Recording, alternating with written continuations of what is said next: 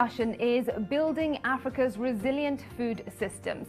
Just how do we do this? Well, I'll be joined by a panel to lend their expertise on this topic in just a moment. But first, let's listen in to remarks by Dr. Agnes Kalibata, the UN Secretary General's Special Envoy for the Food Systems Summit and President of AGRA, that is the Alliance for a Green Revolution in Africa. Thank you for those introductory remarks. Distinguished partners, panelists, our audience, ladies and gentlemen, we are pleased you're able to join us on this Farmers Forum today.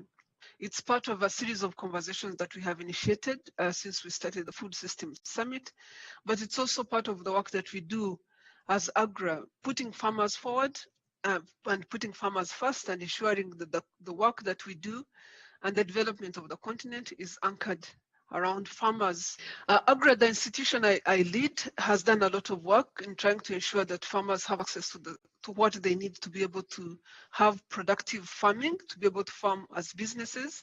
We focus on advancing functional systems for the agricultural sector to ensure that farmers and private sector have a working environment for input systems, but also a good policy environment to ensure that governments and other institutions have the support they need to be able to advance this. This particular forum will speak to sustainable agriculture in the wake of climate change, recognizing the need for resilience and the need for adaptation to climate change, but also recognizing the interconnectedness of agricultural systems to climate change and the fact that our continent specifically, will not advance unless we make progress on climate change. Yes, it's true, we contribute very little to climate change, but climate change is definitely defining our lives, and we have to be part of ensuring that the world understands how climate change is impacting smallholder farmers.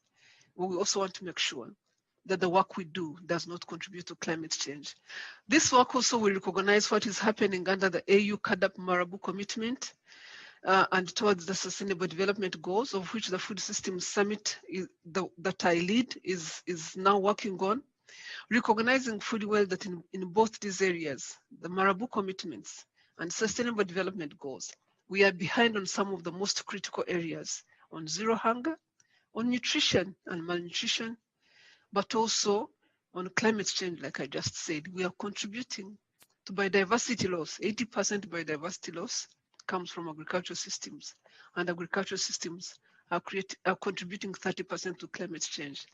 So let's focus on ensuring that these frameworks that we had already put in place from an African continent perspective, but also from a global perspective, let's focus on ensuring that these frameworks work, and more importantly, let's focus on ensuring that they work for smallholder farmers.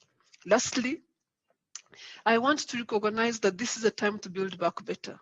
I want to recognize that our smallholder farmers have been challenged just like everybody else in our community. Use the opportunity that the Food Systems Summit is offering and be able to double down on efforts that will ensure equity, will ensure better livelihoods, and will ensure better incomes for smallholder farmers. I want to appreciate the work that farmers do, but I also want to appreciate the Farmers Forum as the opportunity that we have and farmers have to bring issues to the attention of all stakeholders, to bring issues to the forefront, and to bring the issues that the continent is struggling with, from ending hunger, from equity, from challenges that face women and youth employment, which is a big challenge on our continent, the opportunity that we have in our midst right now is to bring these issues to the fore. And no group of people is more credible than the Farmers Forum to present these issues on behalf of farmers. All right, speaking there, Dr. Agnes Kalibata, the UN Secretary General Special Envoy for the Food Systems Summit and President of AGRA, highlighting what's being done and what more still needs to be done. All right, at this point, let me now bring in my guests to discuss how indeed we can build Africa's resilient food systems. Joining me now is Professor Hamadi Boga, the Principal Secretary of the State Department for Agricultural Research in the Ministry of Agriculture, Livestock and Fisheries. Professor Ruth Onyango, the founder of Rural Outreach Africa and the publisher of Africa Journal of Food and Agriculture.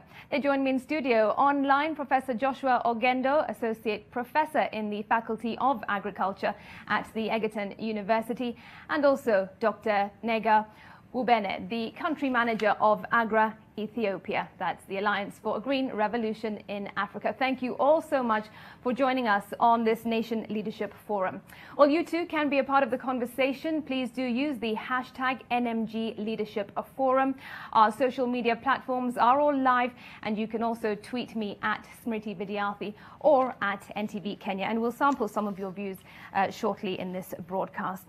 All right, so I'll start with you, Professor Boga, and we are in the middle of a pandemic that has really exposed the fragility of our healthcare system, of our economy, but also of our food systems. How would you describe Kenya's agriculture sector today, and are we food secure? Yeah, thank you very much, Smriti.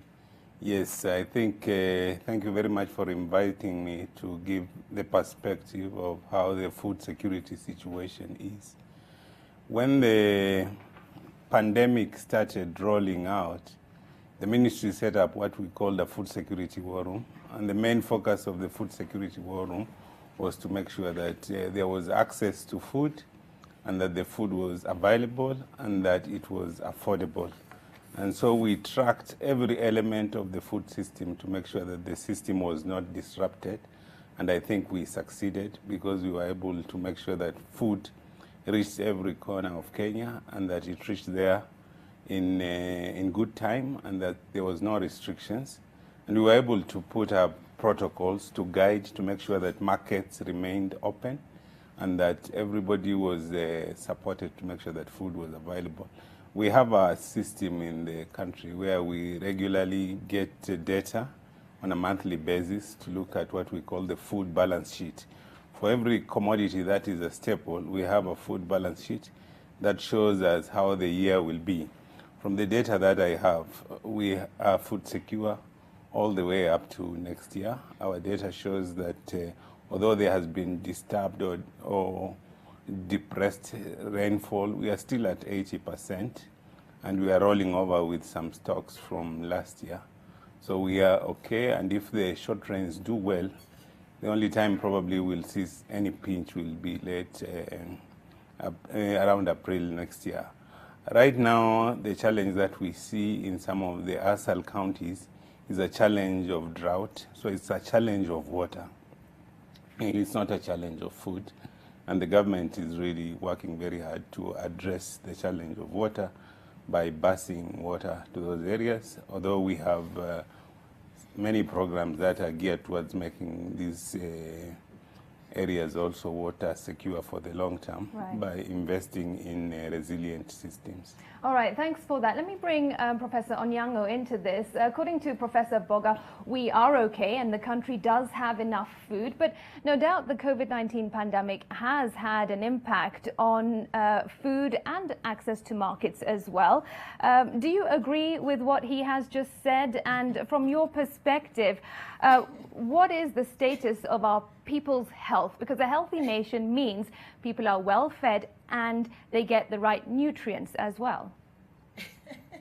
Thank you, Smriti, and thank you for inviting me. I mean, this is the first time I've been in the studio for over 2 years, and Professor Boga and I are good friends, and I've been in this field working on these issues locally, regionally, nationally, and also internationally. And I can tell you that we have been concerned about smallholder farmers who virtually feed the world, feed Africa, feed the poor developing nations all over.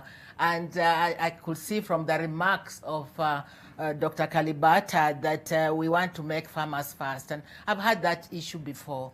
I cannot tell you that we are food secure. If it's talking of maize, maybe maize is somewhere, it will feed us, and it has been the story all over. What Corona has shown us, that food is more than just maize, is more than just starches, and the Food System Summit that is coming has actually put nutrition at the forefront.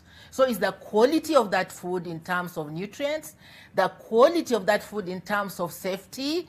And by the way, we are doing a program on the right to food in Vihiga County, which is not ASAL area. We have vulnerable people, there are people who are very hungry, and so we really have to do something differently. And yes, Prof. Boga, I respect you so much, but please, we have to do better than just talk. And I'm afraid that we are going to continue just talking. All right, just briefly, Professor Boga, I'll give you the right to reply to that, because a stark difference in the response as to whether we are food secure or not. Your comment briefly. Yeah, we use the food balance sheet to measure, and we know the population that we have, and we know how much it consumes of each commodity. And the way you balance the food balance sheet is you look at what is out in the field, what is out in the stores with farmers, what is out with the processors, and what is being imported. The totality of the whole will make sure that if I want to buy a packet of maize, of flour, I can get it. If I want to buy a packet of rice, I can get it. If I want to buy a packet of milk, I can get it, and at an affordable price. And we are there. We are not in a crisis. Okay, you also bring up the issue of affordability and say that we're okay and things are at an affordable price. I do think some of my guests will disagree with you. Let me bring in Professor Ogendo, because there are serious challenges that our small-scale farmers hold. Can you be specific and tell us what these challenges are here in Kenya? Thank you, Smithy, and I would also want to appreciate the presence of the peers. One, so it might be like that COVID go back home to the farms, and especially those times when we had lockdowns, people were basically in their homes and they were tending to their crops, and therefore you'd expect some food around. Now, something that needs to be addressed, which I think is very critical, is for how long you expect the food that people were able to put in effort on, especially during the lockdowns. Secondly, as talked, something very critical, which is a major challenge, and especially when we talk about resilience in our systems, water is critical. I know the country has made a lot of investments, especially in other sectors like oil. It is high time, and that is my take, that the government and the continent puts a lot of emphasis and investment to having water systems that will assure that everywhere you go, you are able to translate those environments into productive zones for the countries we are talking about, and more so Kenya. The PS has highlighted that we have got areas in this country that have not had rain for a long time, and these zones are basically deficient zones, and you cannot say that people are assured of putting food on the table. I don't know maybe what the government has in place to ensure that they are cushioned to the extent that they have got sufficient resources to be able to also purchase, just like you are saying, the flour could be on the shelves, but the locals are not able to raise what it requires at the household level, be able to purchase this commodity. Now, the other challenge that I think needs to be addressed, and maybe the government has made strides on this, climate change is real. And I think for a long time, we have been toying with the idea of climate change, climate variability. Whichever terminology you choose, we need to acknowledge that it is real and it's not going to go away, that we will not wish it away. Right. Now, in the light of climate change, what is it that we are doing that makes us able to adapt Right. and be able. Professor Ogendo, allow me to interject there because we will come to the issue of climate change in just a moment later on in this broadcast. But you have mentioned some of the key challenges that small scale farmers here face. The lack of enough water that of course leads to perhaps poor soil fertility and other issues such as lack of access to markets and the use of perhaps traditional crop varieties and the need to change that. But also I want to focus on the issue of affordability and cost, because right now, particularly during this COVID-19 pandemic, there have been shocks across countries when it comes to economies, and the cost of food and inflation has gone up in many countries.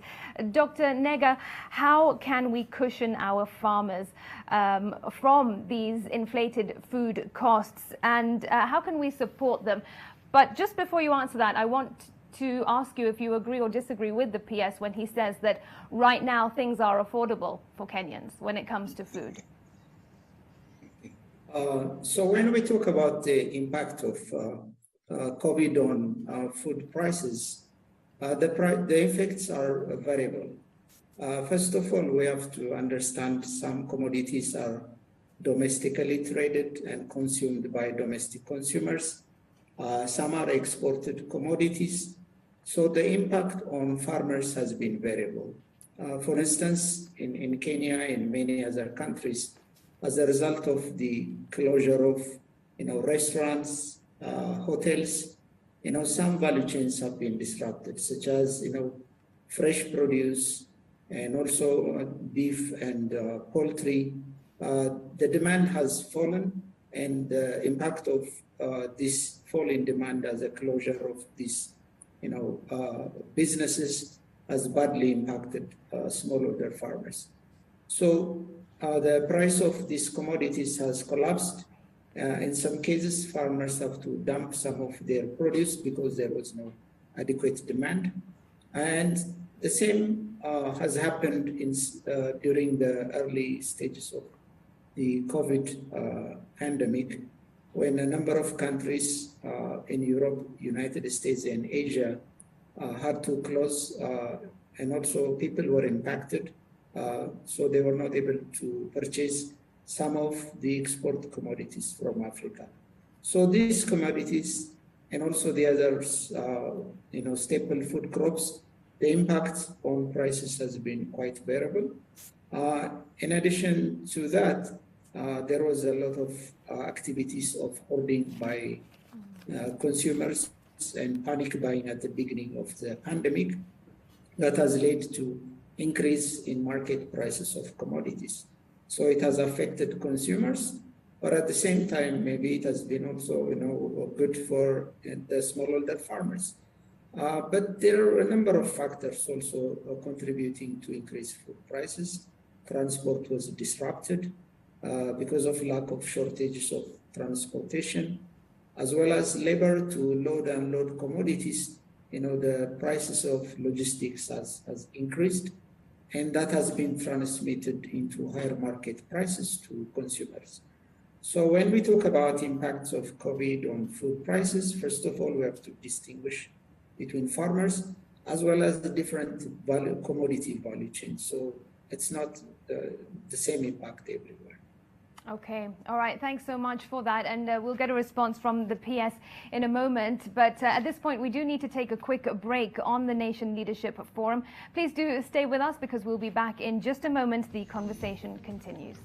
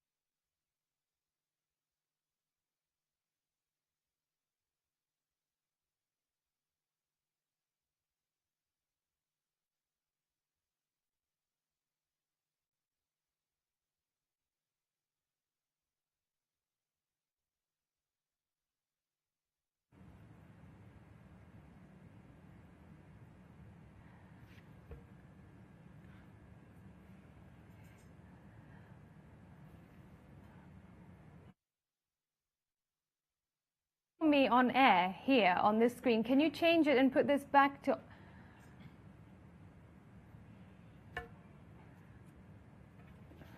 I hope that wasn't a joke, because we have very important guests here who don't find it funny.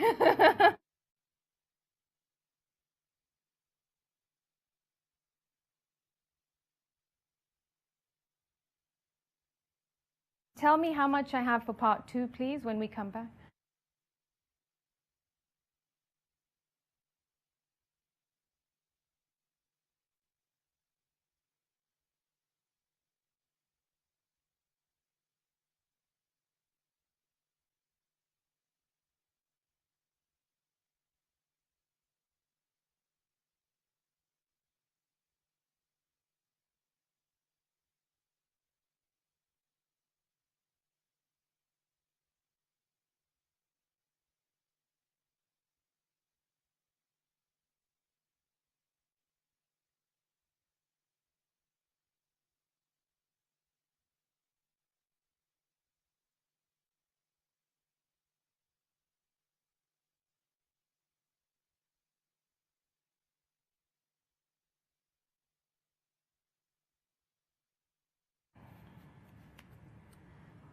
Hi everyone that's joined us on Zoom. This is Smriti Vidyarthi. I hope you're all well, and thanks for being with us. This is just to let you know that we're still on a break, but we'll be back shortly.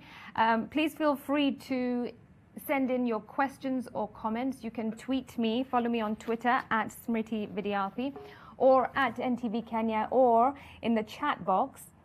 You can post your question and my director will pass it on to me. And when we go live, you can all enable your videos, or you can do so now, but keep muted. And I'll mention that you are joining us live, so you'll be on TV, so feel free to do that. Thank you, and we'll talk later.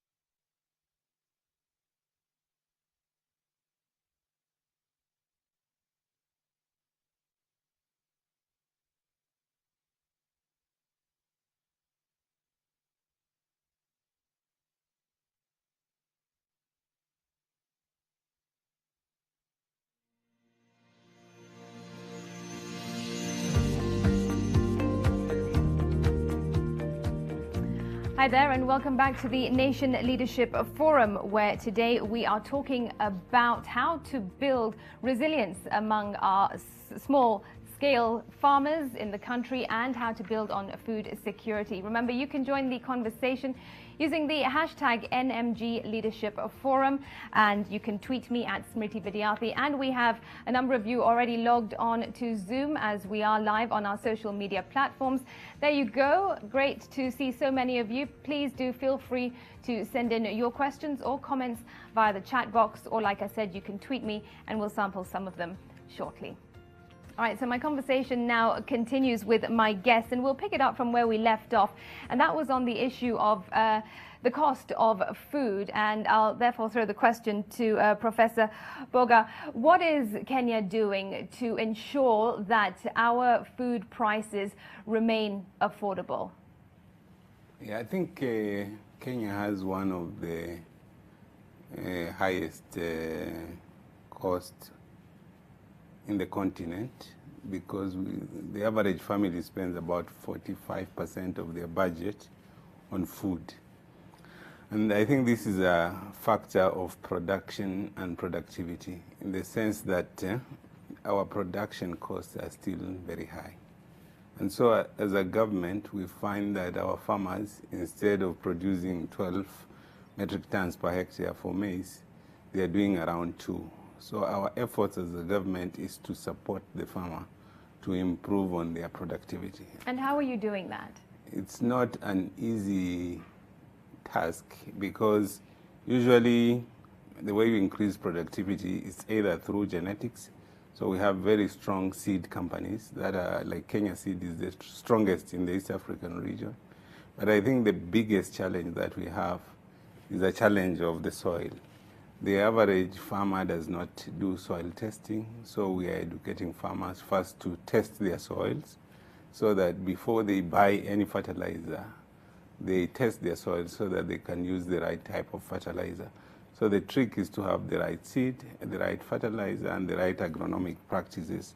And in the ministry, we have what we call the National Value Chain Support Program, which is supported by the National Treasury through the ministry, which is giving smart support to the farmers. Right now, we are shifting from the original system where people used to distribute fertilizer, because it was leading to problems of soil acidity, and also the system was inefficient. We hope through this system, which is done smartly through e-voucher, where the farmer receives the support from government through their phone on a voucher, and they can walk to the nearest agrovet, which is 4 kilometers away, compared to the past where they had to go to the nearest NCPB depot, which is 40 kilometers away. We are working with the farmers to make sure that they cut on their costs, and that will bring down the cost of food. But it's not an event, it's a process, it's a cultural shift that we are bringing to our farmers and also to ourselves as policy makers. And we're working very closely with the county governments to make sure that there is this transition around the issue of input support, because around the input system, that is where most of the costs are.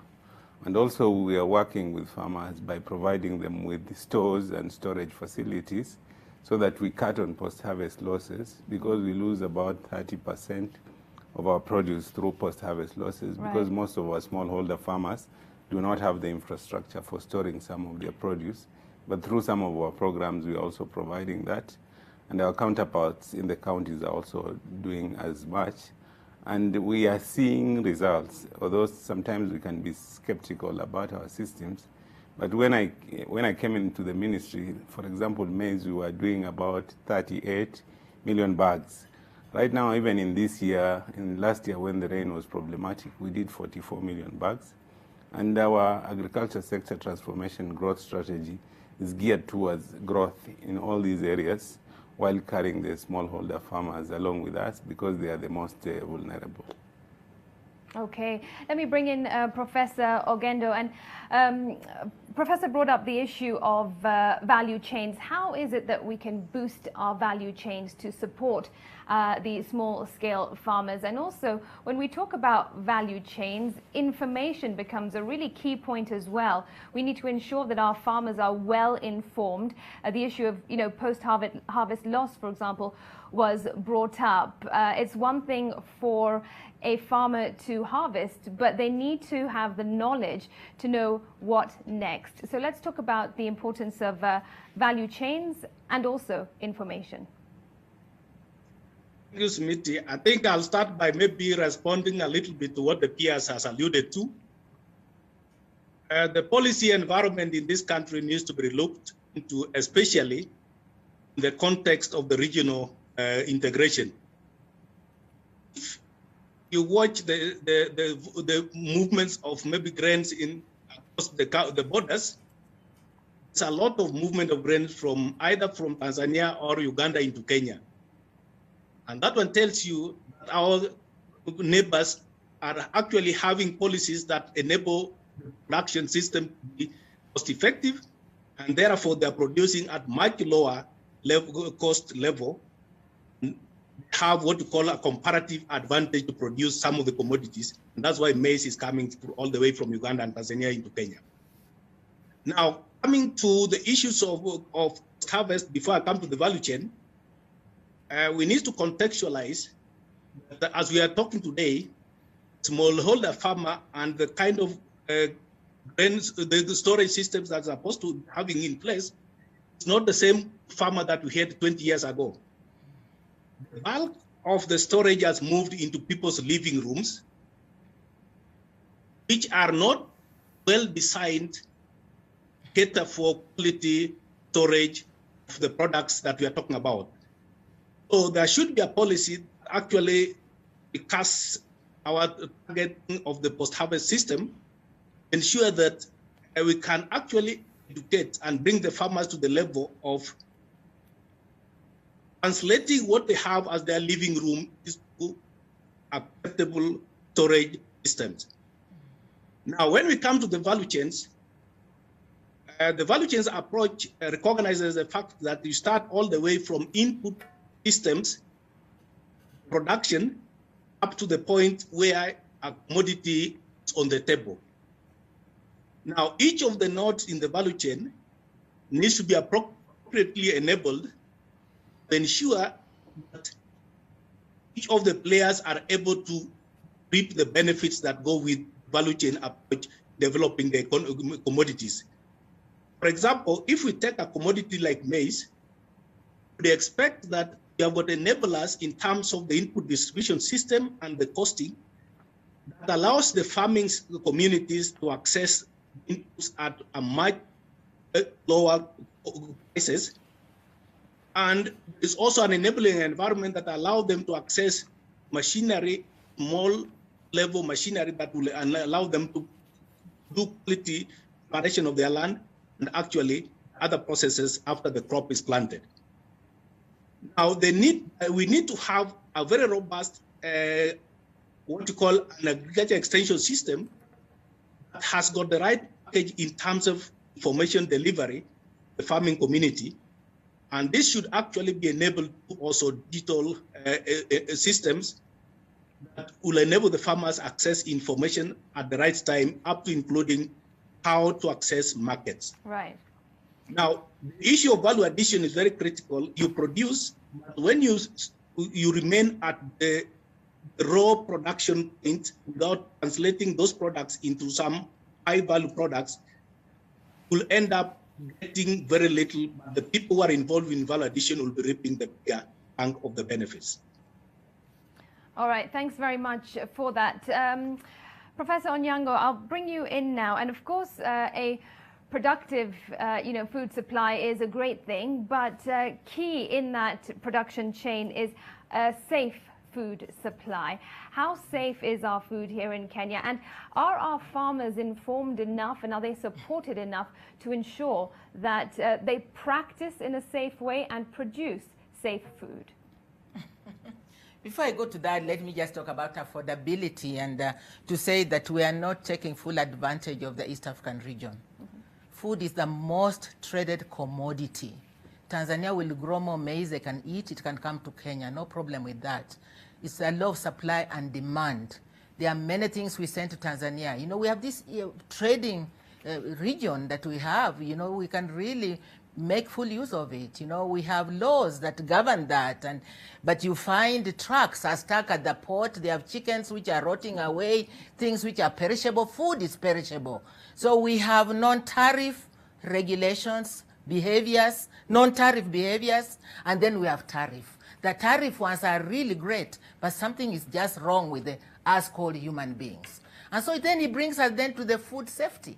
So if food is highly perishable, it is sitting in big trucks at the borders which are supposed to be open, by the way. It will help us much better. The food is not going to be safe. Food is safe. Food is good for us when it is safe, but it is poison when it is actually not safe. That is one thing, food going bad. And Professor Boga talked about how much wastage we have because of poor storage systems. But at the same time, we become a dumping ground. During Corona, imagine, we went back to our own foods. I now saw people looking up for their own foods, even in the supermarket. There are a lot of ndumas around now, and sweet potatoes and cassava and so on. But now that things are open, we are seeing imported foods which we can produce. Do we have to get garlic from overseas, onions from elsewhere? Can we grow that, for goodness sake? So that then makes the whole thing just more expensive even for Kenyan farmers, and our farmers are not going to benefit. Yes, trading is good, but let's do it in a way that it is give and take. So the other thing is When we now go, we are going organic. And I got my young person program officer to bring in, you know, what we call mbolea, you know, this manure that we put in the foods, and we then get it from different places. You have some of it with heavy metals. It gets into those crops. We eat it as heavy metals. Some food is grown in sewage, and you know vegetables, we don't cook them very well. We actually get foodborne illnesses, waterborne illnesses. Food safety is absolutely critical, and I think Africa has identified food safety as something they must take on as we even talk about the supply of food, but also nutritious food. Because when it makes us sick, we are also wasting it. So it is absolutely critical. We have issues of like toxin with maize. And Professor Boga will tell you we have a blending policy now. You've seen now in the supermarket there's flour mixed with, you know, maize, sorghum, cassava, and so on. It reduces the amount of maize then we put in our flour. And we don't have to be completely dependent on flour, of maize flour, because there are other starches as well. So the safety aspect for me goes hand in hand with the kind of food then we eat. Yeah. Right. All right, thanks for that.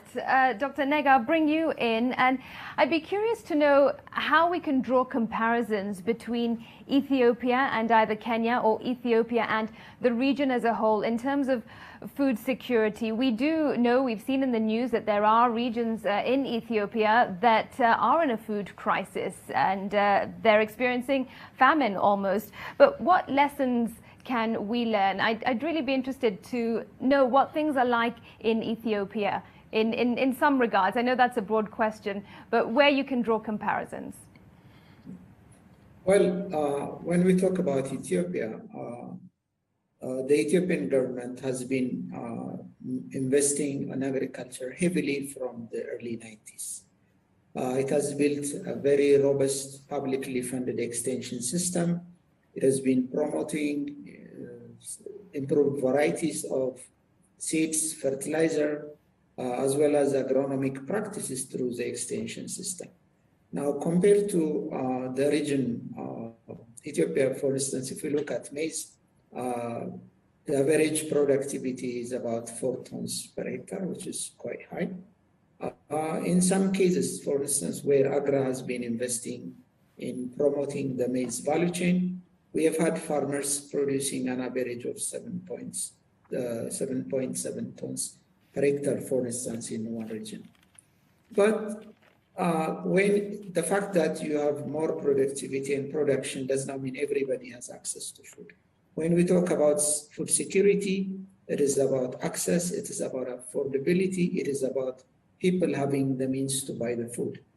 Now, the recent crisis that you hear about in Ethiopia is not related to food production. It is caused by, political crisis that's happening in the country right now, but it does not have to do with production or basically it's a disruption of agricultural markets. So one of the things that actually made this possible was one, government commitment to agriculture, putting a substantial percentage of the government budget to the sector, as well as putting agriculture as an engine of growth for the economy to create jobs, and putting the right policies as well as programs and properly executing them. And one of the things that also keeps Ethiopia perhaps apart from other countries is it has put an agency called Agricultural Transformation Agency, which is dedicated to identifying the systemic bottleneck in the agriculture sector, develop solution, execute, as well as monitor and evaluate. So this has been a quite successful program, which probably, depending on the circumstances, can be emulated by other countries. Right. All right. Thank you. Always interesting to be able to compare to some of our neighbors in the region. All right. At this point, I want to bring up a video. The issue of climate change has come up, and there is a video now by the head of resilience, climate change and soil health at AGRA, that is by Dr. Tilahun Amede. Let's listen into that and then we'll continue with the conversation. Yeah, thank you very much for having me. You know, the African continent is exposed to multiple challenges, and one of the major challenges is climate change. And climate change is expressed in multiple ways, and it is, you know, the extreme droughts, the floods, the storms, the new pests and diseases, you know, all sorts of really challenges which are new to the continent. They are either new or the frequency and the intensity has increased, and this is the time really we cannot continue with what we are doing. And we cannot continue with the way we are doing things. And that is why we talk about, you know, in the continent, in the countries, about climate change adaptation. Climate change is happening partly because of our own engagements. We have been deforesting our landscapes. You know, we have been, you know, expanding more of monocropping, one crop systems. And our farmers were also not adjusting and adapting to climate change. So, you know, climate change adaptation is about being a good farmer. So a good farmer would adapt really all the climate smart agricultural practices, which means, you know, diversifying the crops, you know, diversifying the livestock types, you know, using the right agronomic practices, bringing trees, which are fruit trees, which are multi-purpose trees in the farms, but also recycling some of the resources, you know, saving water, storing water, using it efficiently, but also, you know, taking all sorts of compost from household refusals to go back to the farm and restoring the degraded lands. You know, farmers really need also some immediate support and incentives to adapt some of these technologies. It could be, for example, through carbon financing, climate financing. It could be through value addition. It could be by linking farmers to markets or adding value to what they're doing. For example, if you plant trees will take 5-10 years, yeah? But if you hang some, you know, beehives so that farmers can harvest honey, then they will protect the forest because it will be the feed of the bees, but also get benefit and sustainably manage it. I think the other thing we need to do is help farmers to get access to the right technologies, to the right seeds, to the right agronomic practices, you know, which is context specific and fitting to their own systems and aligning with their traditional knowledge so that, you know, whatever we do is not completely new to them, which means, you know, it calls for a collective action and an engagement, an investment by government and by global bodies, so that our systems are, you know, becoming green, our, you know, soils are protected, our water is conserved, but also the communities when such events are happening have the potential to adapt to it, to respond to it positively and pass without really being challenged. And we cannot address climate change, you know, challenges by not, you know, by bypassing agriculture. So the solutions for climate change adaptation and mitigation is closely linked to agriculture in Africa. So that's the implication, is that, you know, we need to support our farmers, is that our governments should also invest more in agricultural systems, particularly in adaptation to climate change and to climate variability. All right, speaking there was Dr.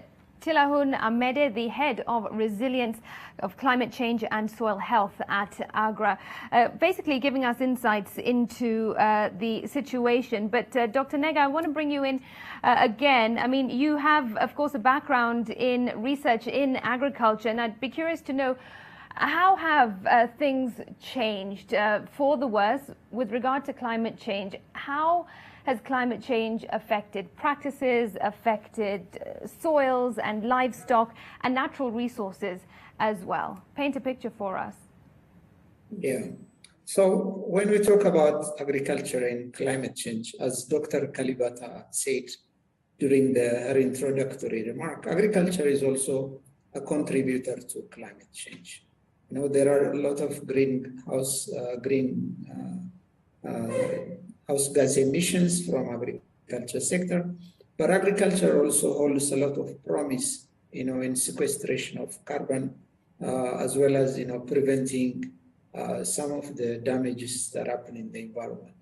So the impact of the sector, the impact of climate change on agriculture has been one in terms of erratic rainfall.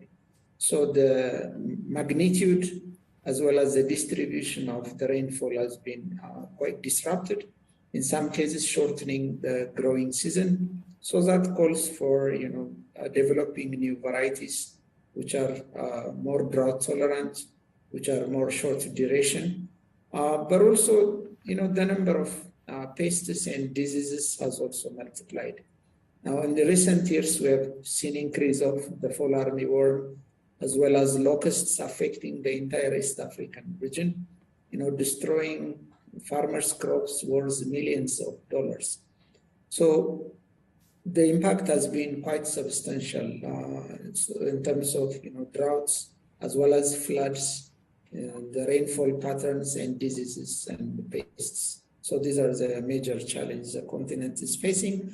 But at the same time, we are also seeing a demand for food from increased population, from urbanization, from increased incomes. So we are in a very difficult situation about, you know, increasing the supply of food at the same time, and our ability to produce more food is being curtailed by the impacts of climate change.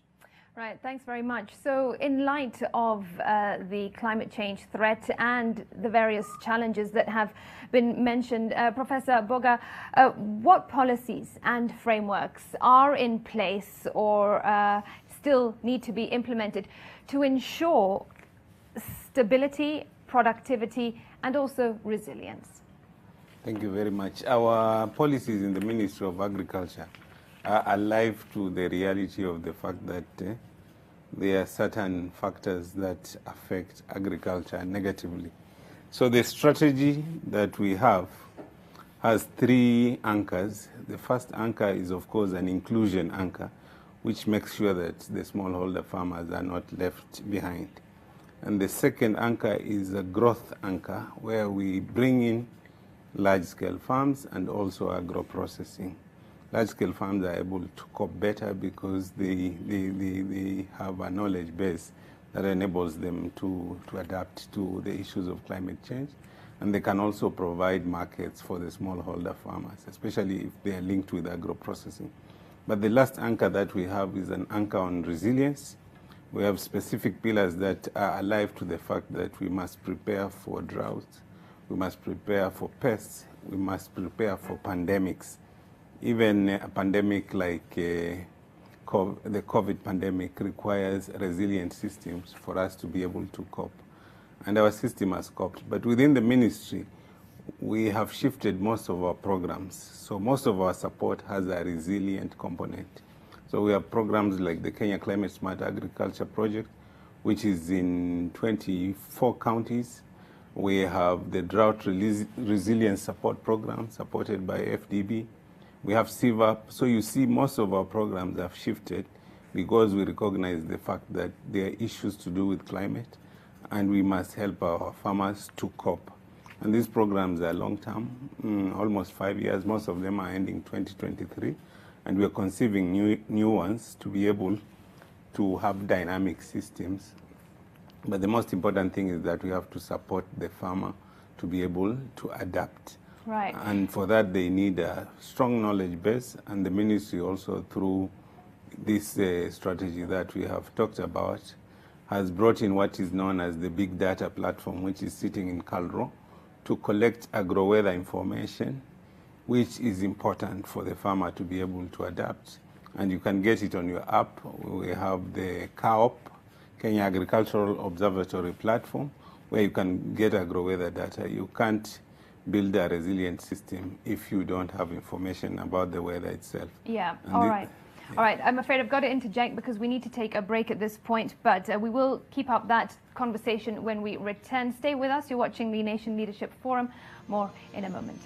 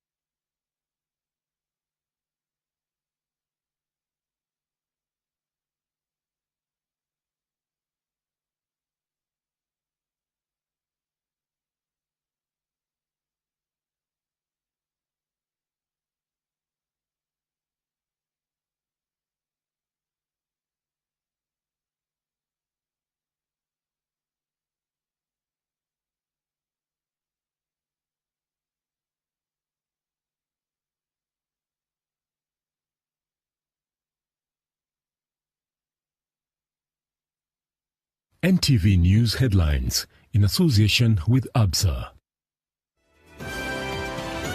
NTV News Headlines.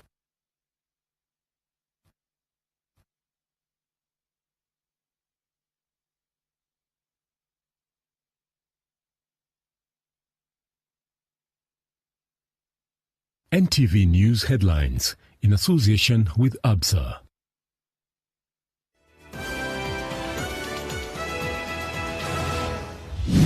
Tonight, a primary school at the Murang'a-Kirinyaga border closed as 33 pupils contract COVID-19. Murang'a's situation is getting dire. We have had 2 areas where the spike has been very high. We've already lost 7 people there. I associate this with not only to political gatherings, but also to the weather. Africa has lost 6,400 people to the disease in the past week alone, as Tanzania further embraces the COVID reality. Have resolved cross-border issues that involve citizens of both countries, such as transport, COVID-19 testing, and protests over the slain Ndwega brothers in Embu turned fatal. The family is dealing with the double tragedy. Ben ndiye alikuwa kijana yangu kama ya mkono, Emmanuel naye ndiye anapikanga sana.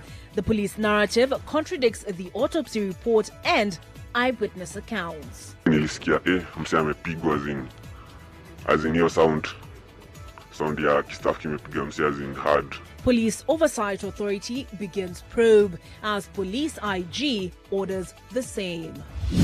Also tonight, the Hustler movement is moving on and soon officially moving out. People make choices at the opportune moment when they think different choices are necessary. The Hustlers' unity seems to be facing hassles and hurdles. PEP leader Moses Kuria conspicuously missing in action. PEP, who is a hustler from the Hustler Nation, is here and is part of our PG. Uganda distances itself from DP Ruto's travel plan. Plus, another delay in the 791 million shilling NYS scandal case, all because of former Devolution Cabinet Secretary Anne Waiguru. We tell you why. NTV News headlines in association with ABSA. Manage your card from your phone 24/7. Freeze and unfreeze lost or stolen cards. Manage your limit and change your PIN on the ABSA mobile banking app. Another digital innovation that gets things done. That's Africanacity. That's ABSA.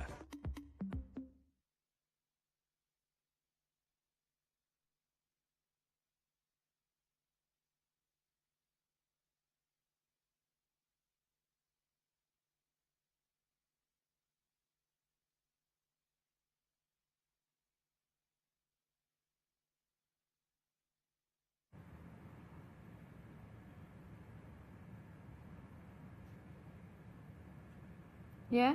When are we coming back? Oh my gosh. And then how long do we have?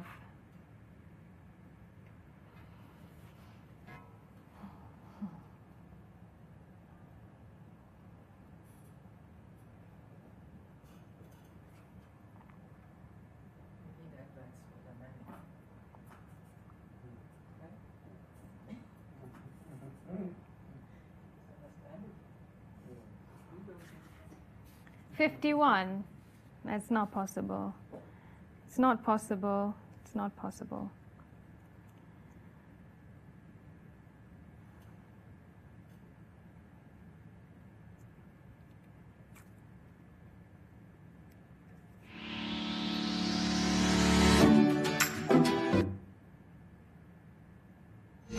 Okay. So we won't have much time when we come back. So what I'm going to do is I'll ask each of you just one question linked to solutions. Then there's a short video we need to play that's sort of a declaration by some of the farmers who were on the earlier panel. So we'll play the video. I'll just allude to it a little bit, and then I'll just ask you to respond to that.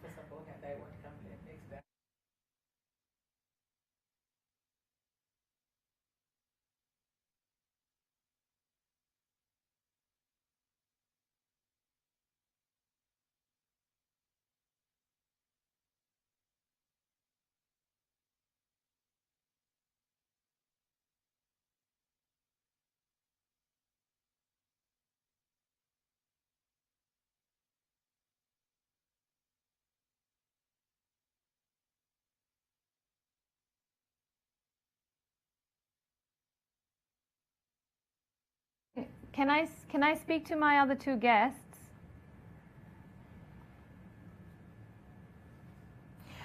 Dr. Nega and Professor Ogendo, can you hear me? Yeah. Okay. Hearing you. All right, so I just want to let you know that we're almost out of time, unfortunately. Time really does fly. So when we come back, I'm afraid I'm just going to be able to ask each of you one question. I'll just be able to ask each of you one question when we come back. And then we'll have to wrap up, because I also need to just read some feedback from social media as well. That's okay. Okay, so if you can everybody do your best to just keep your responses a little bit tight or short, just so we allow everybody to speak. Yeah. Okay.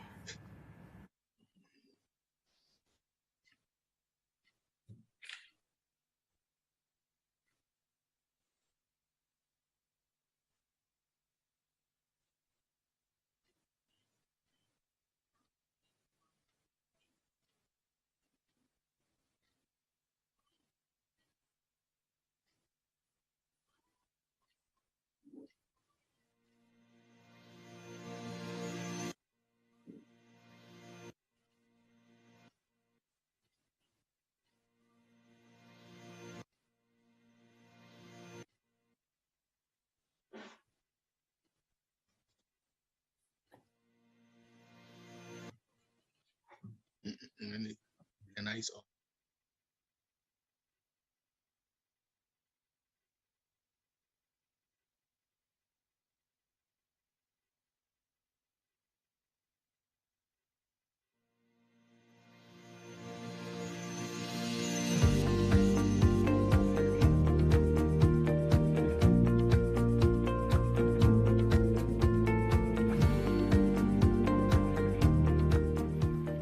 Welcome back, and our conversation continues. And now we're going to gear the chat to solutions, because we're almost out of time.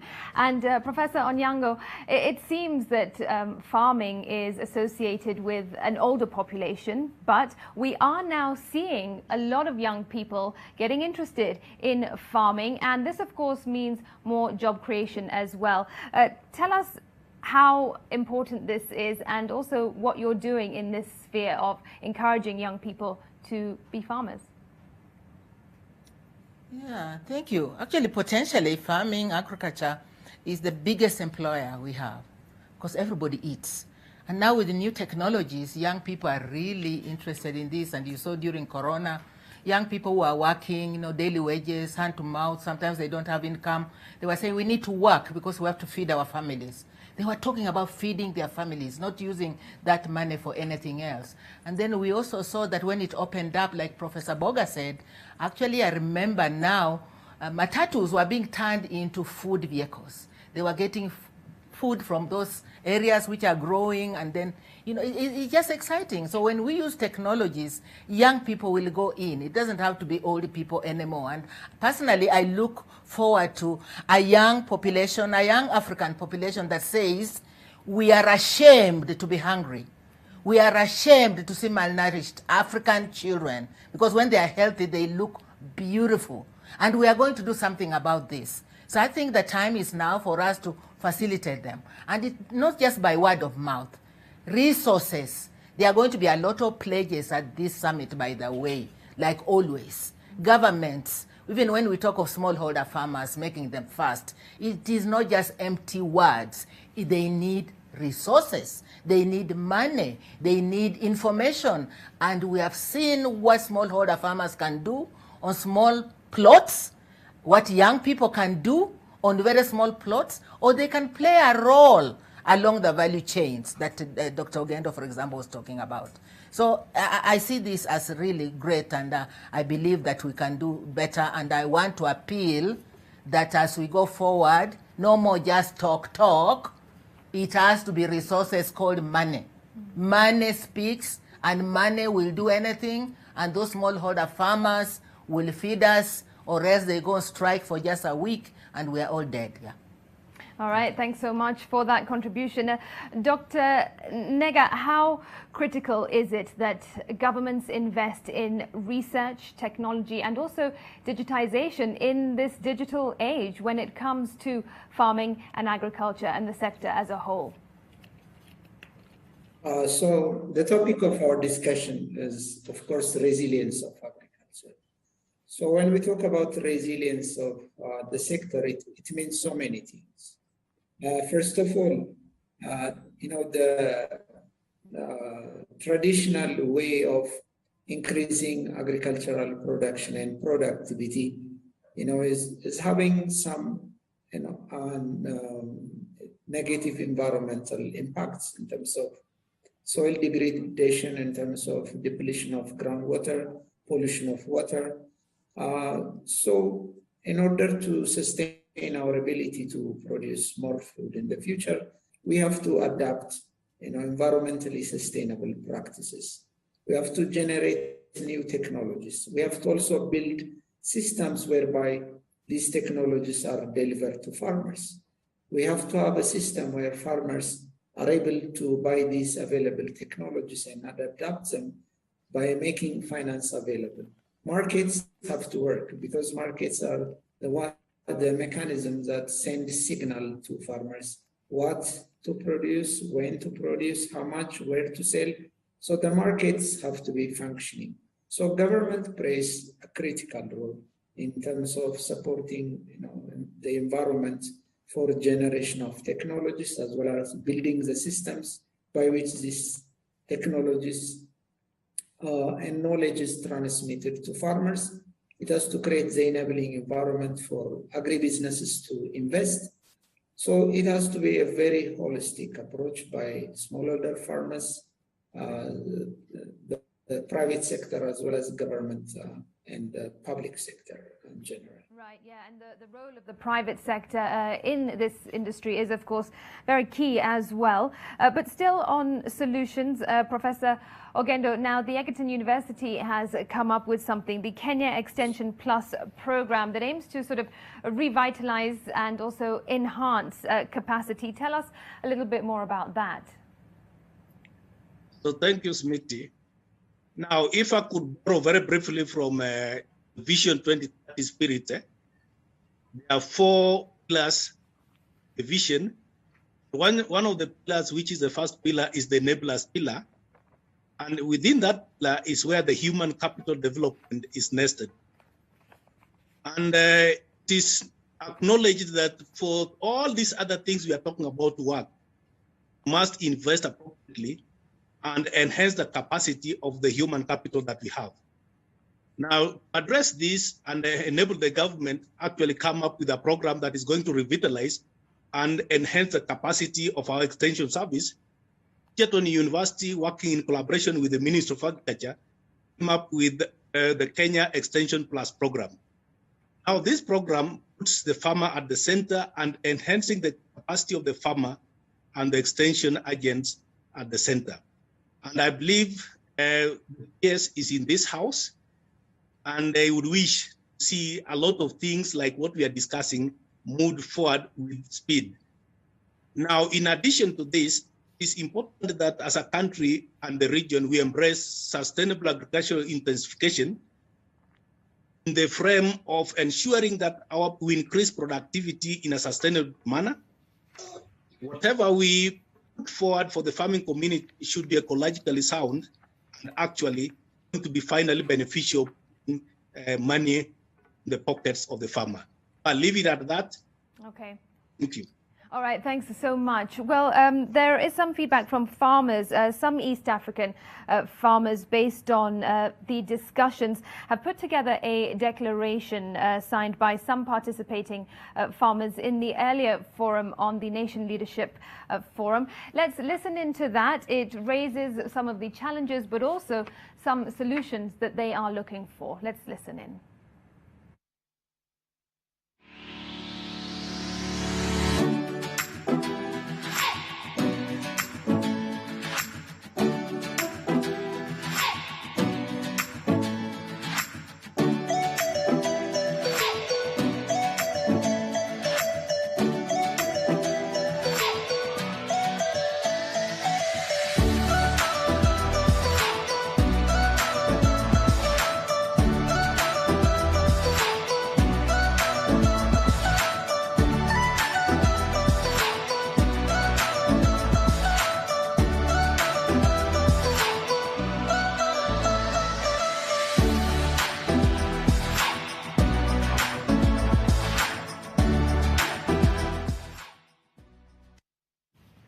All right, there you have that declaration, and I will allow PS Boga to respond to that. But of course, I had told you that you could tweet in and we would sample some of your comments. We've got a question here from Sally. Unfortunately, we don't have the time to answer it, but your concern was how effective is it to use more chemical-based farming products versus using organic farming practices for sustainability of our ecosystem? Patrick, you say we are far away from attaining food security. Being food secure is not a matter of having stocked bags of maize in silos. All Kenyans do not have access to sufficient nutritious food as per their dietary needs. RK, you say Egypt has managed to produce mangoes in large scale under irrigation systems. What prevents the government from having irrigation systems in arid and semi-arid areas? Simon, you say, in terms of food security, we are not at it, but some parts of Kenya are food sufficient and need employment of different measures to improve the agriculture sector, and that will promote food security. Joanne, you say, we are way far from declaring that Kenya is okay. Right here in the city, people are sleeping hungry. Others can only afford one meal a day. On the economic side, it's getting so expensive to buy food from the markets. What can we say about people with families? Review that data. And Kabila, you say, great discussion, but I miss the livestock component. No resilient food systems without livestock. Never forget, crops and livestock feed and nourish the world respectively. Food security is defined based on availability, quantity and quality. And then Health Pract Consulting, you say, why do we still have acute malnutrition in our arid and semi-arid counties? What can be done for more resilience and sustainable agriculture systems instead of depending on treatment for our malnourished kids? And just finally, Seth, you say the government needs to ensure water accessibility is available to most farmers.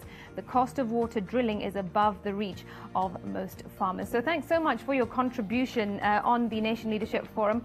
I'll give the final closing remarks to PS Boga. You've heard a lot from challenges brought about from some farmers and also viewers who are watching. Overall, similar questions that we have raised in this conversation, the issue of cost being a key factor. What are your closing remarks? I think we are doing our best as the ministry. Remember also, agriculture is now devolved, so most of the action is in the counties. In the ministry, we support them with policy and capacity building and research, of course. And recently, to address the issue of youth, we relaunched and rebranded the 4K clubs. We have almost 3-4 programs in the ministry that deal with the issues of youth. We have the Enable Youth program, which addresses the challenges that youth face as they enter into agriculture. We are re-establishing a youth unit because the average age of our farmer is 59 years old and the average age of our consumer is 17 years old. So we need to balance that, otherwise we'll have more consumers than farmers who are phasing out, and we need to recruit more farmers from the young population. And of course, all the issues that have been highlighted there, they are part of our food security system. It's not at 100% perfect. We still have 1.4 million Kenyans who are food insecure. And usually when there's a drought, they rise to about 2 million. And in the Big Four agenda of His Excellency the President, the target is to reduce that by half. We still have 27% of stunting, which we want to also reduce by half by 2022. And all our programs are geared towards that, targeting different parts of the country and working with the stakeholders. And of course, bringing in mostly the private sector. Most of the things that we want government to do, private sector can do better. And we are creating an enabling environment through regulations and our laws by improving, having regular discussions with the private sector to see where to improve the system so that we can create space for them. Just by moving out of the fertilizer program, we have seen more investments in fertilizer plants by our private sector. And as we talk with them, we'll find solutions. And we hear the pain of the average Kenyan, and we are working to make sure that that pain is addressed. But this is a a continuous exercise. It's not a one event, but it requires collaboration from all the stakeholders and from all of us. And thank you for giving us this opportunity to interact with our citizens around this very important topic. And we are open to all the ideas that can help us to improve our systems. All right, thanks so much. Of course, you bring up that issue that we didn't get to dwell on, but the point of collaboration and working with the stakeholders, it really is a key, because it takes more than just the ministry to build Africa's resilient food systems. But as the PS has said, he hears the pain, and he says they are working to address the pain, and no doubt issues of hunger ought to be addressed, and also cost as well, as that has been a key issue. All right, I'm afraid we are out of time, but thanks so much for joining us on the Nation Leadership Forum. Of course, a special thank you to my guests who have been with me today. That is Professor Ruth Onyango, founder of the Rural Outreach Africa and publisher of Africa Journal of Food and Agriculture.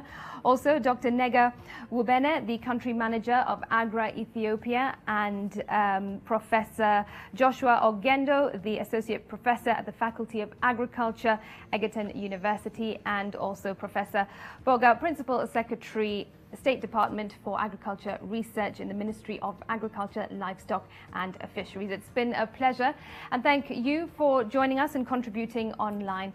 That's where we've got to close the Nation Leadership Forum tonight. I'm Smriti Vidyarthi.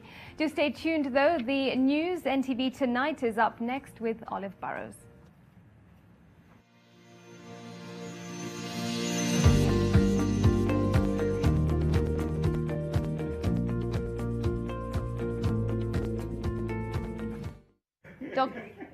Yes, please. Thank you so much. Really appreciate it. Dr. Nega and Professor Ogendo, can you hear me? Oh, I can't hear them. I can hear you. I just want to say thank you so much for your contribution.